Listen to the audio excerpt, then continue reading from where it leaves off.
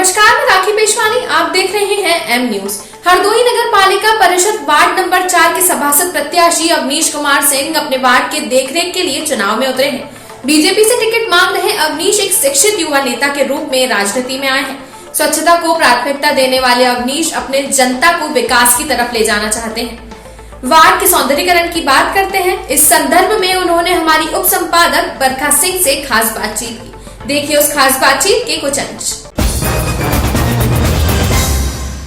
नमस्कार, मैं हूं बरखा सिंह। आप देख रहे हैं एम न्यूज के खास प्रोग्राम शहर की संसद। आज हम मौजूद हैं हरदोई के वार्ड नंबर 4 में, जहां पर हमारे साथ सभासद प्रत्याशी अवनीश कुमार सिंह जी हैं। अवनीश जी, आपको हमारे चैनल में स्वागत है।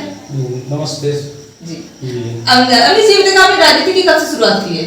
ये हमने तो बाबा जब हमारे थे यहाँ पे धर्मवर सिंह इलेक्शन लड़े थे, करीब उसके बाद में तभी से हम उनके साथ में बूथ पे काम किया करते थे।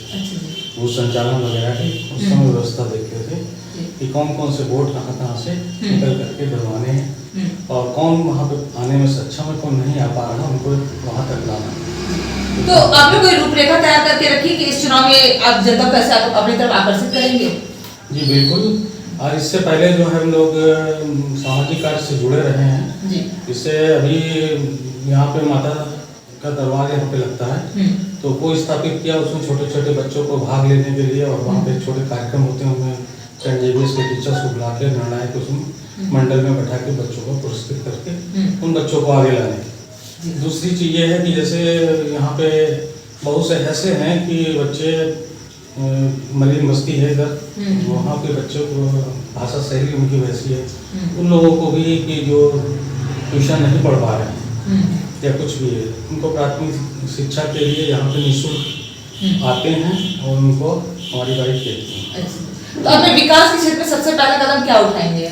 जी, पहले तो अभी हमने लॉकडाउन के पीरियड में ये देखा है कि जब पब्लिक यहाँ पे निकल के नहीं जाती थी तो उस पीरियड में हमारे पास यहाँ पे राशन पानी की व्यवस्था वो हम देख रहे थे और घर घर तक यहाँ जो बीजेपी के थे, कुछ कन्या विवाह समिति के लोग थे जो भंडारा कर रहे थे, उनको सारी चीज़ें उपलब्ध करा रहे थे कि आप अपना भंडारा मत रोकिए और जो चीज़ की दिक्कत हो वो हम पूर्णता आपको। उस पीरियड में ऐसे देखे हमने घर जिनमें माँ बाप नहीं, उनके 3-3, 4-4 लड़के हैं, लड़कियाँ हैं और सर्वप्रथम उसी समय एक ये लगा कि माँ बाप लड़कियों की शादी तय करके चले गए। फिर वो कैसे शादी वो विचार आया। फिर हमारे साथ एक मित्र है हमारे भूपेश दीक्षित, उनको बुलाया और लोगों से मीटिंग की। मीटिंग करके फिर ये पहली शादी हम और भूपेश ने मिल करके इधर उधर से सामान अरेंज करके उनको शादी की। फिर उसके बाद में कन्या विवाह समिति बनाई और उसके तहत लगभग 29 लड़कियों की शादी कराई। मतलब ये तो बहुत ही अच्छा पुण्य का कार्य है कि आप ऐसे कन्याओं की शादियां करवा रहे हैं अपने समिति द्वारा। तो आपने अपने वार्ड की भी कुछ सोच के रखा? क्योंकि हम आपके वार्ड में आए तो हमने देखे कि गंदगी बहुत ज्यादा है, स्वच्छता का बहुत अभाव है और नालियां भी खुली पड़ी हैं। तो यदि इस बार आप सभासद बनते तो क्या आप ये सब चीजों पे ध्यान देंगे? बिल्कुल। और अभी भी लगभग नगर पालिका योग हो जो अगर यहाँ पे शुगर वगैरह पाले हुए थे तो वो मरते थे तो उसको कोई देख रेख वाला नहीं था। फिर एक हेल्प यहाँ नंबर दिया गया, उस नंबर पे सूचना भेज करके तुरंत वो सफाई वगैरह व्यवस्था देखी और करवाया। और करवाने के बाद में ईओ साहब नगर पालिका का उन्होंने बहुत सहयोग किया इस कार्य में। ये है कि पब्लिक ही नहीं जब तक वहाँ तक अपने बता पाएगी कि वहाँ क्या चाहिए क्या नहीं चाहिए, तो यहाँ पे जो है पब्लिक तो ऐसा है कि उसको कार्य गाय मर गई कुछ भी है पैसे हटे उससे अब वो यही विचार करती रहती इधर उधर भागती, कहाँ कंप्लेंट करे पता नहीं, जानकारी नहीं उसको। तो वो सारी सूचनाएं वगैरह दे करके उसको सब निस्तारण करवाना। उसके अलावा बहुत सी चीज़ें अभी भी छोटी छोटी हैं कि पता चला कि इधर मलिन बस्ती है और जो है यहाँ पे वहाँ पे आप जब जाएंगे तो बच्चों की भाषा शैली आप देखेंगे, अधिकतर यूथ ब्रिगेड यहाँ का बिगड़ रहा है। बिगड़ने का मतलब ये कोई नशे की तरफ भाग रहा है। तो नशा मुक्ति केंद्र वगैरह जैसे हैं और वो भागते क्या है, जरा टेंशन होती दिमाग में, आय का स्रोत नहीं है तो वो बच्चे जो इधर उधर मतलब उनका भटक जा रहे हैं। तो उस तरह देखा है यहाँ पे अधिकतर तो वो केवल शिक्षा के अभाव है। जो अगर उन बच्चों को शिक्षा मिलेगी तो वो हो सकता है अपना नगर पालिका सहयोग कर रही है कि 10,000 रुपये छोटे छोटे अमाउंट दे रही है कि आप कार्य करें कुछ जी। तो उसकी तहत ठेला लगवाने हैं या किसी को कोई सहयोग करना है, इस तरीके के हम लोग सहयोग करवाते हैं नगर पालिका में जा करके। अन्य विभागों में जैसे विद्युत विभाग में है, किसी का अब बिल है वो ज्यादा बन के आ जाता है जी।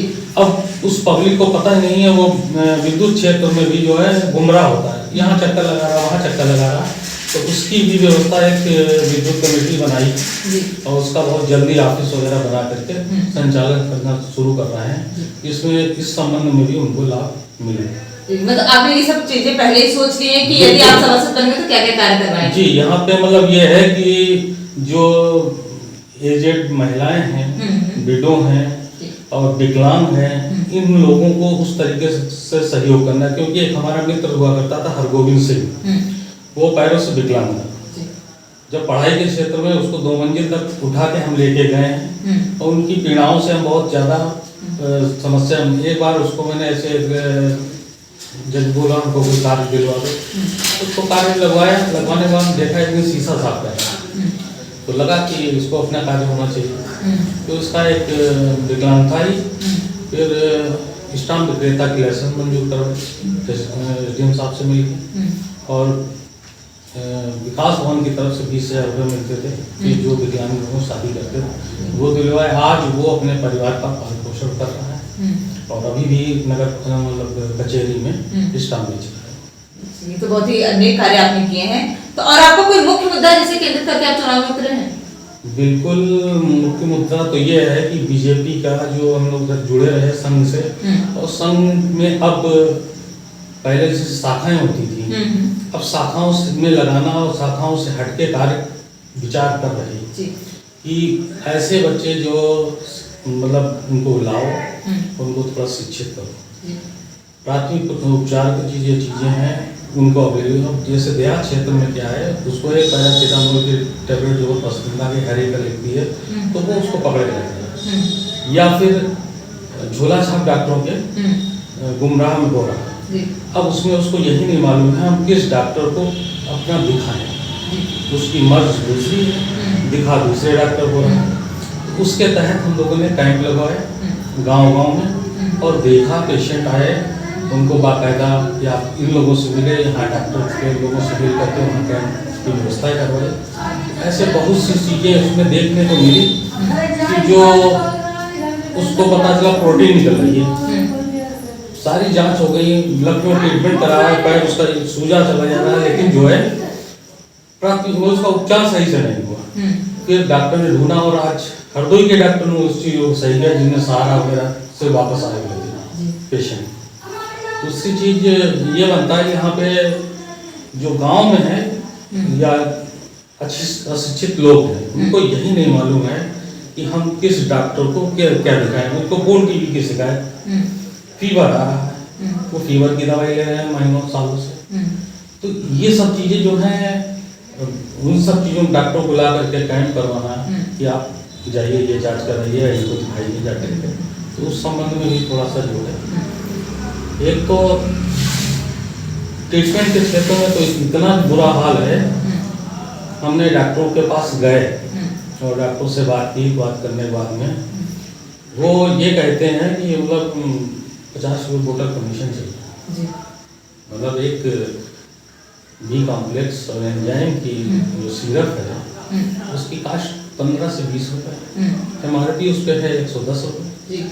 तो उसमें कितना डॉक्टर का कमीशन और कितना जो है, और जो अभी किसी मुझसे कहें कि आप मूंग की दाल 2 कटोरी सुबह शाम खा रहे, तो उसको लगेगा नहीं डॉक्टर साहब टॉनिक लिख दीजिए, लेकिन टॉनिक में हमको भी मालूम है क्या है क्या।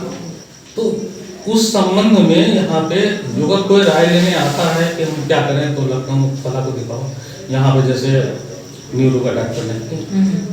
मतलब आप चिकित्सा पे कहना चाह रहे हैं कि आप अच्छे हॉस्पिटल नहीं, ये कहना चाह रहे हैं? हॉस्पिटल हैं, लेकिन उनको सही मार्गदर्शन नहीं है कि हम किसको दें।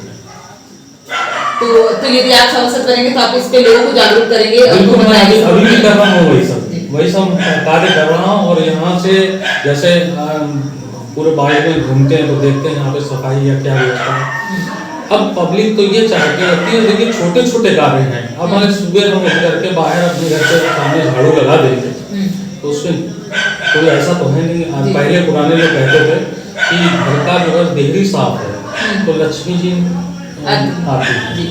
अब हमारा जो घर के सामने गंदगी है, घर तो साफ कर लेते, घर के बाद में कूड़ा उठा के बाहर डाल देते, उसको बाकायदा जो गाड़ियां निकलती हैं उसमें आप कूड़ा डालें तो बाहर गंदगी होगी नहीं। ये तो बात आप बहुत सही कह रहे हैं सर कि जनता भी ध्यान नहीं देती है चीजों पे, नहीं देती है। छोटी छोटी चीजों पर ध्यान देने लगे तो सफाई व्यवस्था और ये सारी चीजें ऑटोमेटिक हो जाएंगी। अभी तो आप मतलब सभासद बने तो आप ये सब चीजों पे तो ध्यान देंगे और अपनी वार्ड नंबर 4 की जनता से कुछ अपने वादे कहना चाहते हैं? बिल्कुल कि सफाई मैं अभी हम कपड़े की जो सफाई करेंगे पहनेंगे तो जो तो वो हम उसकी इज्जत नहीं करें तो मेरी क्या इज्जत करेंगे। अभी गंदा कपड़ा पहने आपके सामने हम आ जाए तो आप नहीं पसंद करेंगे। साफ कपड़े पहने हैं तो कम से कम एक बाहर का भी आदमी आएगा तो बैठेगा, बातचीत करेगा, बातचीत सुनेगा। और जो है खुद सफाई रखें, आसपास भी सफाई रखें और इसी तरीके से आप स्वच्छता पे बस कहना चाह रहे हैं कि स्वच्छता पे ध्यान दें। स्वच्छता है, पानी है, प्रदूषित पानी है, रोग जब बढ़ते हैं उस समय लोग बाय करके पानी पी रहे हैं तो वो सारी चीजें जी सारी चीजें ध्यान देंगे तो अगर हम स्वस्थ हैं तो परिवार स्वस्थ है और जब परिवार स्वस्थ है तो समाज स्वस्थ है। बहुत बहुत धन्यवाद हमें समय देने के लिए। Thank you. ये थे हमारे साथ अवनीश जी जो कि सभासद प्रत्याशी हैं। उनके सोच विचार बहुत ही अलग हैं, बहुत ही नेक हैं। अब तो ये देखने वाली बात होगी कि जनता इनसे कितना आकर्षित होती है, इस बार इन्हें ये सभासद बनाती है या नहीं। तब तक के लिए बने रहिए न्यूज़ के साथ। मैं बता वैसे तो अवनीश सरल स्वभाव के व्यक्ति हैं और शिक्षित समाज की चाह रखते हैं और अपने व्यक्तित्व से लोगों को आकर्षित करते हैं। इनका कहना है कि यदि ये सभासद बनते हैं तो अपने वार्ड की देखरेख करेंगे तथा अपनी जिम्मेदारी को बखूबी निभाएंगे। पर जनता इनको मौका देती है या नहीं, ये तो देखने वाली बात होगी। तब तक के लिए बने रहिए हमारे साथ एम न्यूज़ पर। नमस्कार।